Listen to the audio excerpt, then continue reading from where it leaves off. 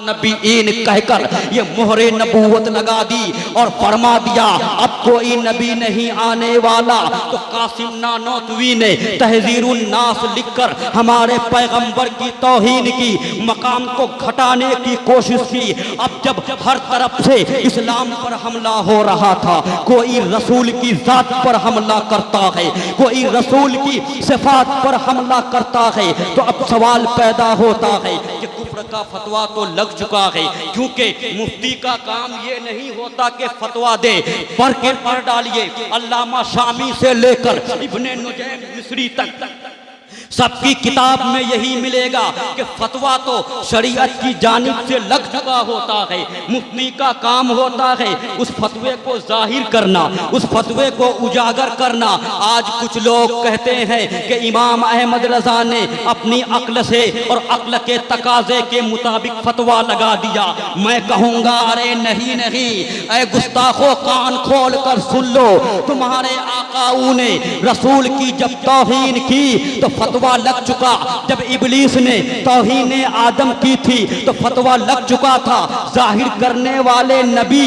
लेकिन जब इन खबीसों पर फतवा रब की जानिब से लगा तो मैंने आलमे तसव्वुरात में पूछा, मौला फतवे को जाहिर कौन करेगा? अब कोई नबी नहीं आने वाले, तूने तो नबूवत का दरवाजा बंद कर दिया है, अब कोई नबी नहीं आने वाला। मौला कम से कम इतनी मेहरबानी कर दे, फिर सिद्दीक़ अकबर भेज दे, फारूक आजम भेज दे, उस्मान गनी भेज दे, मौला अली भेज दे, इमाम आजम भेज दे, गौसे आजम भेज दे, गरीब नवाज भेज दे, ज़करिया मुल्तानी भेज दे, जुनैद बगदादी भेज दे, अल्लामा शामी भेज दे, अलाउद्दीन हस्कफी भेज दे, मखदूम सिमनानी भेज दे।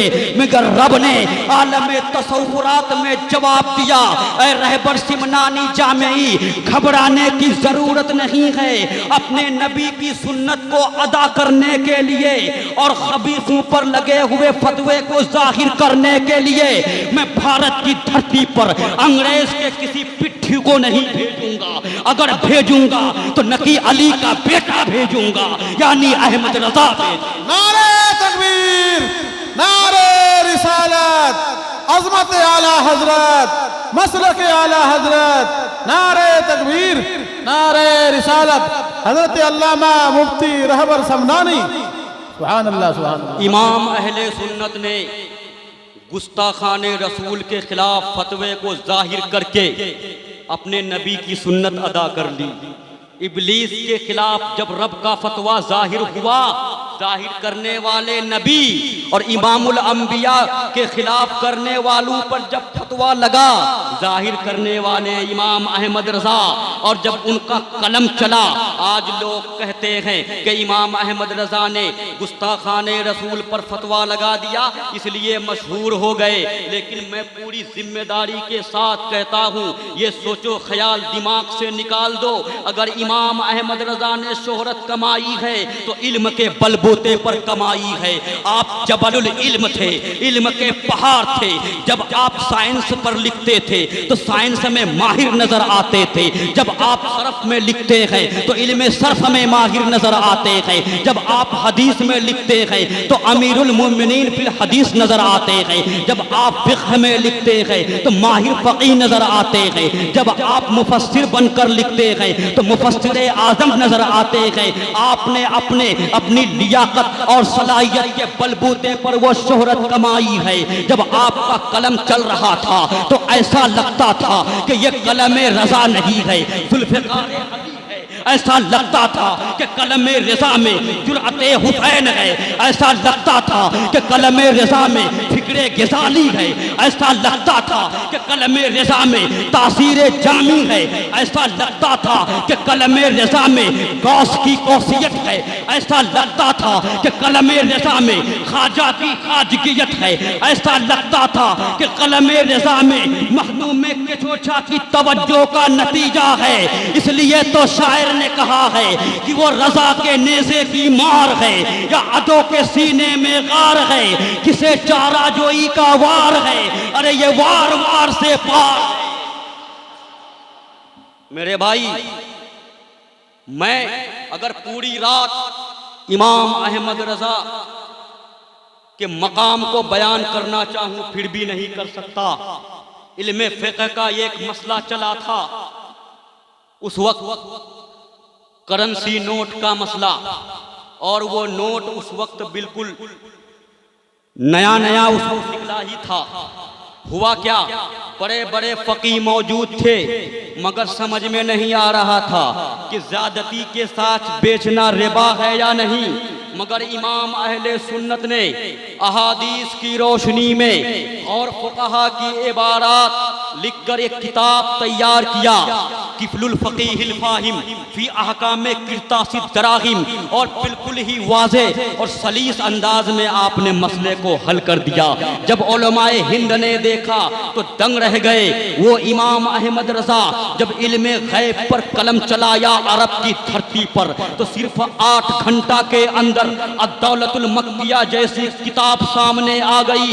अद-दौलतुल मक्किया में आयात कुरानिया भी हैं, अद-दौलतुल मक्किया में अहादीसे मुक़द्दसा भी हैं, अद-दौलतुल मक्किया में इबारात फ़ुक़हा भी हैं, अद-दौलतुल मक्किया में अक़वाले उलमा भी हैं। उस वक्त आपके पास हदीस की कोई किताब भी नहीं थी, फ़िक़्ह की कोई किताब भी नहीं थी, फिर भी उन्होंने सारी इबारतें ज़बानी लिख डाली।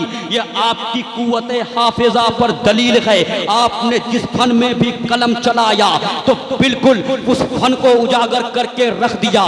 ऐसा लगता था कि ये हर फन के माहिर थे।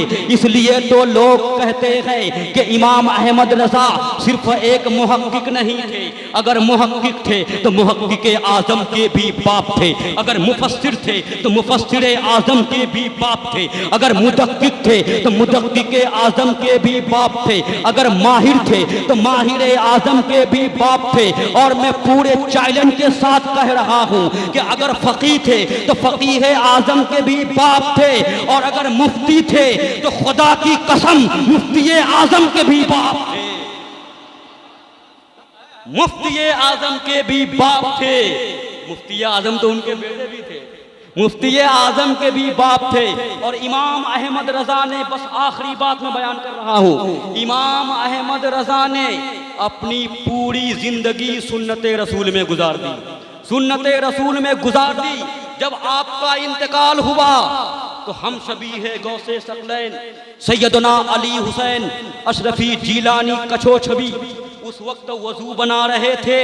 उन्होंने, लोगों ने देखा कि उनकी आंखों में आंसू आ गए, आंसू के कतरात जमीन पर गिर रहे हैं। पूछने वालों ने पूछा, हुजूर आप रो क्यों रहे हैं, रोने की वजह क्या है, रोने का कारण क्या है? तो अशरफी मियाँ ने जवाब दिया, मैं फरिश्तों के कंधे पर कुतुबुल इरशाद का जनाजा देख रहा हूँ, कुतुबुल इरशाद का जनाजा देख रहा हूँ।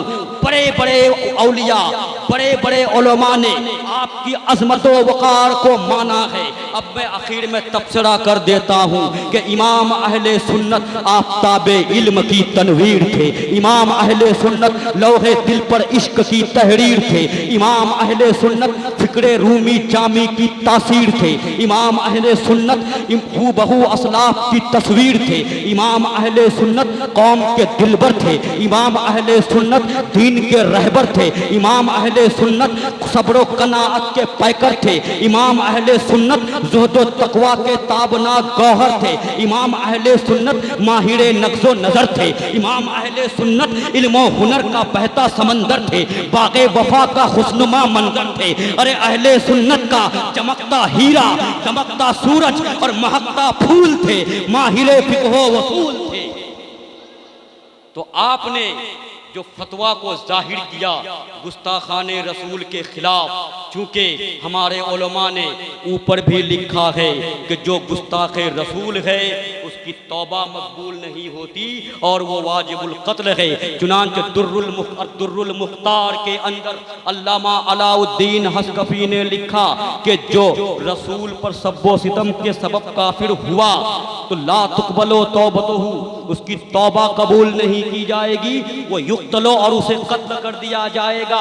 यही वजह है कि अबू उबैदा बिन जर्राह, एक हदीस में आया है कि अबू उबैदा बिन जर्राह ये जो थे सहाबी रसूल थे, अशरे मुबशरा में थे, रसूल की महफिल है। अबू उबैदा बिन जर्राह एक इंसान के सर को लेकर आ गए, इंसानी सर पकड़े हुए है। रसूल ने देखा अजीबो गरीब मंजर है, मामला क्या है? रसूल ने पूछा अरे अबू उबैदा बिन जर्राह ये क्या है? अर्ज किया मौला, अर्ज किया आका, ये क्या है? ये इंसानी सर है, इंसानी सर है, ये सर किसका है? तो अबू उबैदा बिन जर्राह ने अर्ज किया मेरे बाप का है। तेरे बाप का सर है? तेरे बाप के सर को काटा किसने?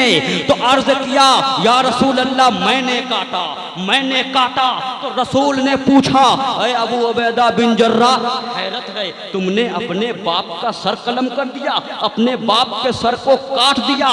तो अबू उबैदा बिन जर्राह अर्ज करते हैं या रसूल अल्लाह ये मेरा बाप जरूर है, लेकिन चूंकि ये आपकी शान में गुस्ताखी करता था, ऑल फॉल बकता था, मैंने बार बार समझाया अरे मेरे बाप तूने मुझे पाला पोसा सब कुछ किया, मगर मेरे महबूब की शान में गुस्ताखी न कर, मेरे नबी के बारे में कुछ बकवास मत कर। बार बार समझाया मगर मेरे बाप ने नहीं माना, इसलिए मुझे गुस्सा आया, मैंने तलवार चलाई, सर कलम कर दिया, सर काट दिया।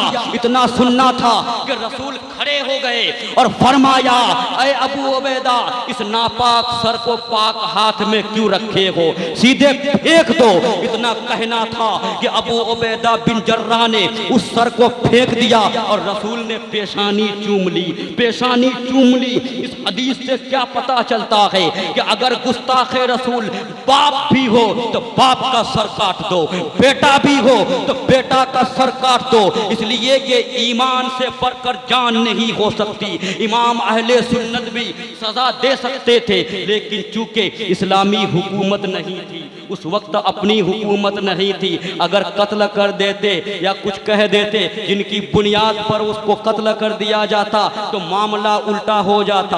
आपने हालात के पेश नज़र सिर्फ फतवे को जाहिर कर दिया और लोगों को बता दिया कि ऐ लोगों, रसूल के खिलाफ अगर कोई जबान खोले तो उसकी जबान तोड़ कर रख दो, रसूल के खिलाफ कोई उंगली उठाए तो उसकी उंगली मरोड़ कर रख दो। और इश्क़ रसूल का दर्स देकर रसूल की अज़मत को बयान किया तो बहुत ही सलीस अंदाज में बयान किया और बयान करते करते आपने अपनी बेबसी का इजहार करते हुए शेर में कह दिया कि सरवर कहूँ के मालिको, मौला कहूँ तुझे, बाग़े खलील का गुले ज़ेबा कहूँ तुझे, लेकिन रज़ा ने ख़त्मे सुखन इस पे कर दिया, खालिक का बंदा खल्क का आका कहूँ तुझे।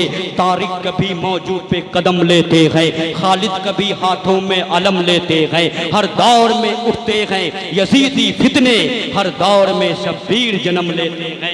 मैं अपनी तकरीर को यहीं से ख़त्म कर रहा हूँ, अगर बोलने में कोई ख़ता हो गई हो तो मैं भी तौबा करता हूँ, आप भी करें। अस्तग़फिरुल्लाह रब्बी मिन कुल्लि ज़ंबिन व अतूबु इलैहि, ला इलाहा इल्लल्लाह मुहम्मदुर रसूलुल्लाह सल्लल्लाहु अलैहि वसल्लम। खूब की सैरे चमन फूल चुनी शाद रहे, बाग़ बाग़ जाता हूँ मैं, गुलशन तेरा आबाद रहे। अस्सलामु अलैकुम।